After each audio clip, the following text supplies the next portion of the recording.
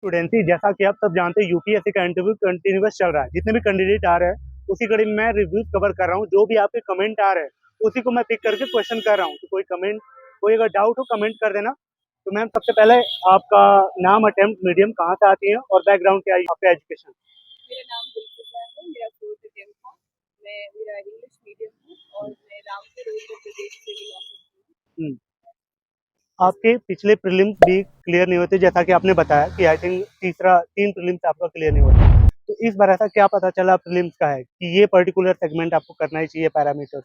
देखिए 2 अटेम्प्ट तक तो मेरा जीएस और सी साइट दोनों ही नहीं हो रहा था। ओके। 3rd अटेम्प्ट में मेरा जीएस क्लियर हुआ था अच्छे खासे मार्क्स से, बट मेरा सी साइट अगेन बिकॉज मेरा बैकग्राउंड मैथमेटिक्स नहीं था और मैं वैसे भी स्कूल में भी बहुत पुअर थी मैथमेटिक्स में, तो इसलिए बहुत ज़्यादा डिफिकल्टी आ रही थी। तो अभी तो जिस तरह का सी साइट का स्टैंडर्ड बढ़ा दिया है, पहले तो फिर भी आई वाज स्कोरिंग बेटर, अभी तो बिल्कुल ही नीचे चला गया था। तो उसके लिए इस अटेम्प्ट में मैंने इनसाइट्स आईएएस का श्यामंत गौड़ा सर का ये कोर्स लिया था और उसको बहुत ही डेडिकेटेडली फॉलो किया था। उन्होंने कैट की बुक से enough number of questions practice कराए थे और मैं खुद से भी, अरुण शर्मा की बुक थी उसको मैं क्वेश्चंस को प्रैक्टिस करती रहती थी। तो वो क्या हुआ कि मैंने हायर लेवल के क्वेश्चंस को प्रैक्टिस किया ना, तो सी सेट में मतलब PYQ तो सारे कितना मस्ट है आपके लिए? बहुत बहुत बहुत कितने साल का? 100%, मतलब जितने मैक्सिमम साल के आप कर सकते हो, बट जैसे 2013 से ही मैंने सारे किए थे।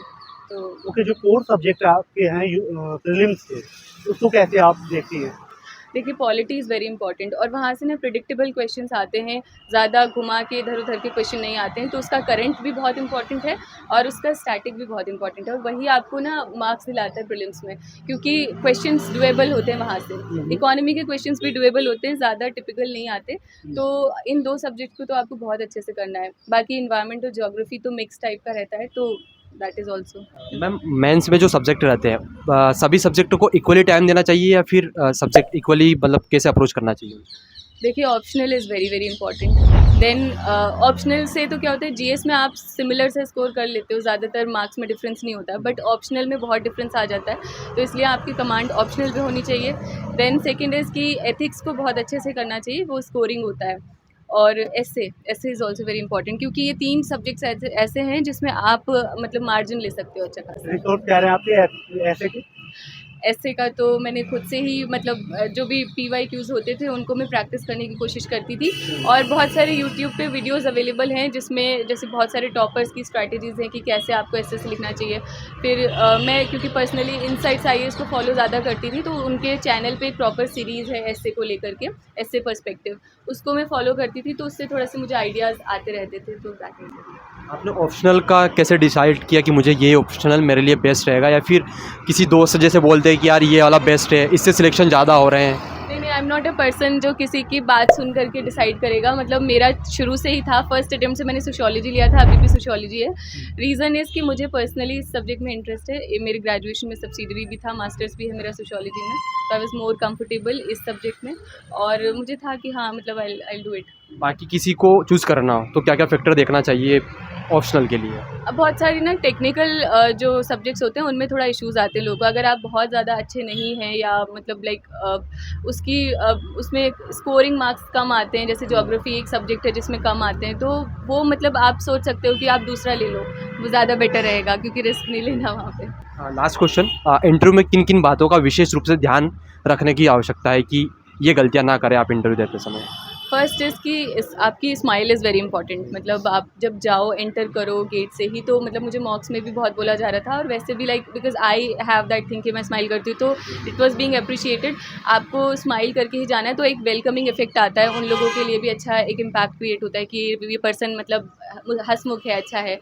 देन अगर आपको कोई क्वेश्चन नहीं आ रहा है तो सिंपली से कि no, it is very perfectly fine. आपको नहीं पता, आप ह्यूमन हो, मशीन नहीं हो कि हर टाइम आपके दिमाग में एक आंसर होगा। तो जैसे बेसिक सा भी अगर आपको नहीं आ रहा है, ऑनेस्टली टेल देम, वो उसको अप्रिशिएट करेंगे कि ठीक है आप ब्लफ नहीं कर रहे हो, ऑनेस्टली बोल रहे हो, दैट्स इट। बहुत सारे कमेंट आ रहे हैं कि नोट्स मेकिंग में आपका स्टैंडर्ड बुक, एनसीईआरटी, साथ ही किसी कोचिंग के नोट्स और आपकी जो मैगजीन्स वगैरह होती है, इन सबको मिक्स करके नोट्स बनाना चाहिए। अगर बनाना भी है तो पहली रीडिंग में या फिर अंतिम रीडिंग?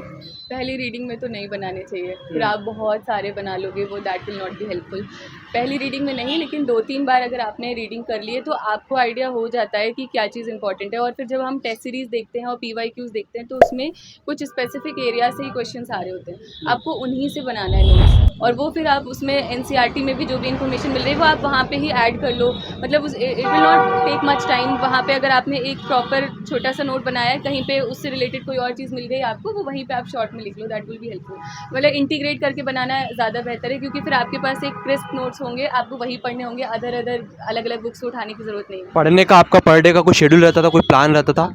प्लान तो रहता था, भले ही वो मैं फॉलो कर पाऊँ या नहीं, बट प्लान एक रफ आइडिया दिमाग में रहता था कि हाँ मुझे इतने बजे उठना है, इतने बजे ब्रेकफास्ट, और इसके बाद मुझे ये सब्जेक्ट 2 घंटा पढ़ना है, फिर ऐसे तो शाम तक का मतलब रहता था। अदरवाइज़ फिर क्या है कि आप ऐसे हवा में तीर मारते हो, आपको पता नहीं होता कि मुझे दिन में करना क्या है, तो वो प्रोडक्टिविटी नहीं आ पाती है।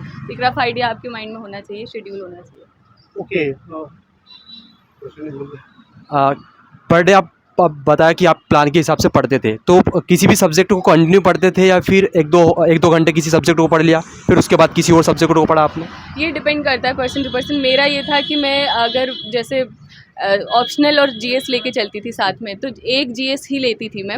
अगर हाफ डे में मतलब अपना ऑप्शनल को दे रही हूँ तो हाफ डे में किसी GS को दूंगी, और जब तक मेरा वो GS कंप्लीट नहीं हो जाएगा 2-3 दिन में, तभी मैं दूसरा GS का सब्जेक्ट उठाऊंगी। तो जो अपलोड कोचिंग ना करता है और आपने कुछ फ्री रिसोर्स यूज किया हो, चाहे आपका यूट्यूब चैनल हो, फोरम, कोई कम्युनिटी हो, कुछ सजेस्ट करना चाहिए? हाँ, इनसाइट्स IAS जैसे मैंने बोला, उन पे बहुत ही यूज़फुल कंटेंट है, मेंस आंसर राइटिंग की भी प्रैक्टिस कराते हैं, तो वो मतलब आप कर सकते हैं, दैट इज़ रियली हेल्पफुल।